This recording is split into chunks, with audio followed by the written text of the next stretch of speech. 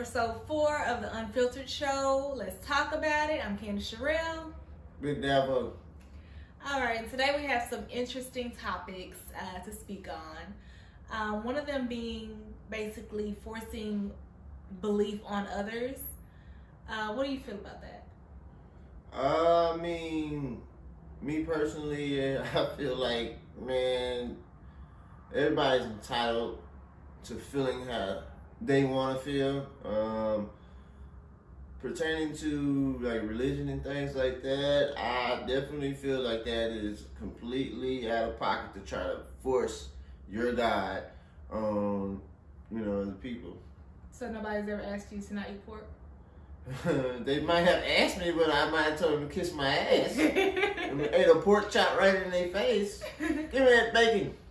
Not turkey. I want the real bacon. Well, I see some interesting topics sometimes, like why the young people not in church as much anymore, things like that. I was raised in church. We went to church pretty much every Sunday, went to Bible school, things like that. And I would say, my mom's probably gonna kill me.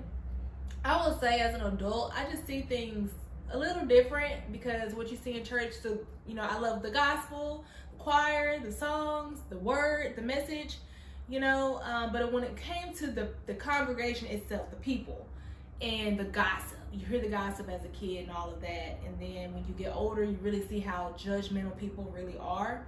So it's really contradicting and hypocritical. Definitely. So that's just my take on that. I really feel like, I know people that's an atheist. I know people that are Baptist, Catholic, non-denominational, things like that. I don't judge these people. That's because you truly understand what you read or what you was taught. And the weirdest thing about that is the people that's in the churches, man, they are the most judgmental. And clearly, because they don't believe in the same thing that you believe in, they going to hell. What is that? What is that? Judging at its highest form, So. My take, I let people believe what they want. Man, listen, your business is your business. What you believe in is on you, and it's up to you and God to deal with, not me. So, hey. Yeah. So that brought me to that from social media. I mean, it's a lot of takes on social media.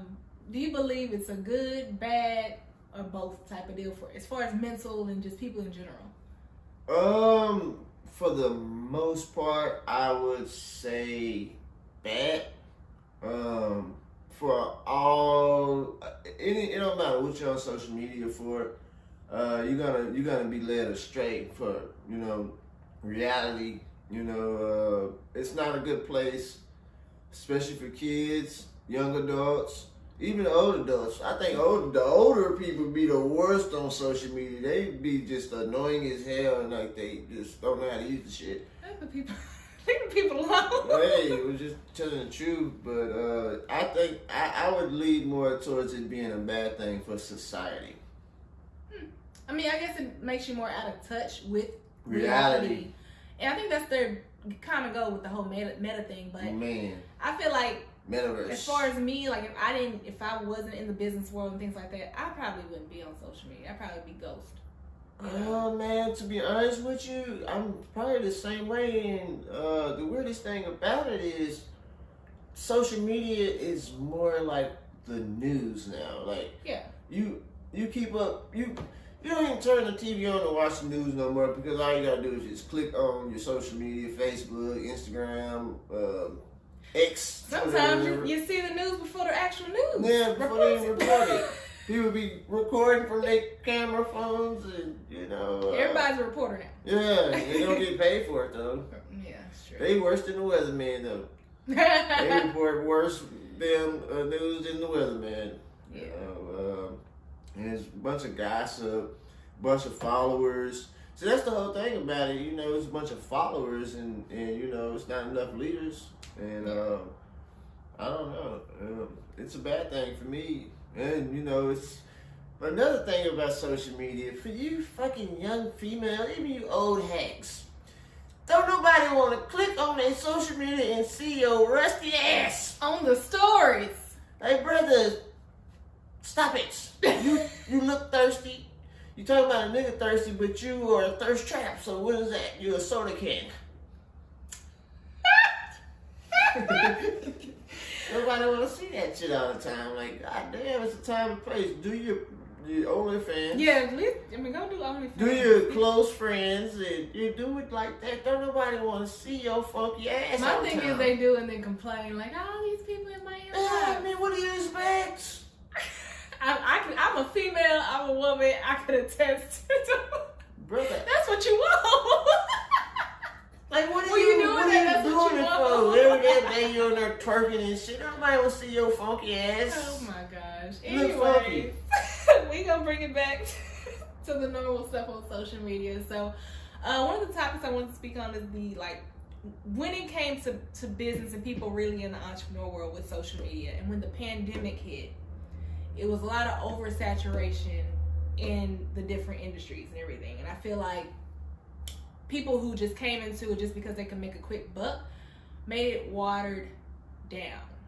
Yeah, definitely. And not only that, it's like for people who actually didn't have a passion for it and everything like that, bro, you kind of took that fun away from them because it's like, oh, well, this motherfucker selling barbecue, or this motherfucker is trying to create logos, and they only doing it because they don't have nothing else to do, not because they're good at it. They seen somebody else doing it and looked like they were successful with it, so they're like, oh shit, my job laid me off, let me do something, and it just jumped on every train, and it just kind of like made a person like me not as passionate about certain shit no more because I'm not a very popular person, and the person that is popular, they get, you know what I'm saying, they get the sales and the buys and You the ain't likes, popular. and I'm not popular. Anytime it goes down. Man, I'm just like- that's street, that's just like, you know, common stuff. Okay. You know, I'm not social media popular. I don't get 1,000 likes, and I don't have people sharing and nothing like that, which I'm fine with. I'm a private person anyway. You can kiss my ass. Right? Yeah, I mean, I feel like it brought a lot of scamming too. Like, Man. you remember the one guy I had tried to support another business and I was scammed. Okay, never got the product. Come to find out, I did some research. This person had did this. to a lot Scam of the people. whole United States.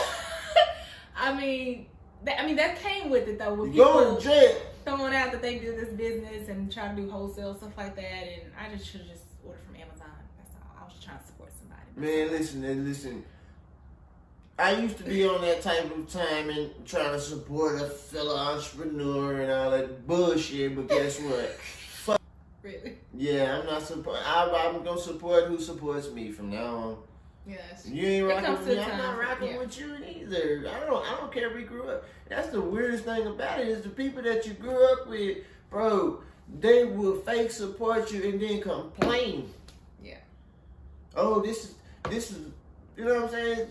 They'll find the smallest thing to complain about, but then they'll go to these stores and, oh, this costs too much when they buy them from you, but they'll go spend 2 times at the store. Right.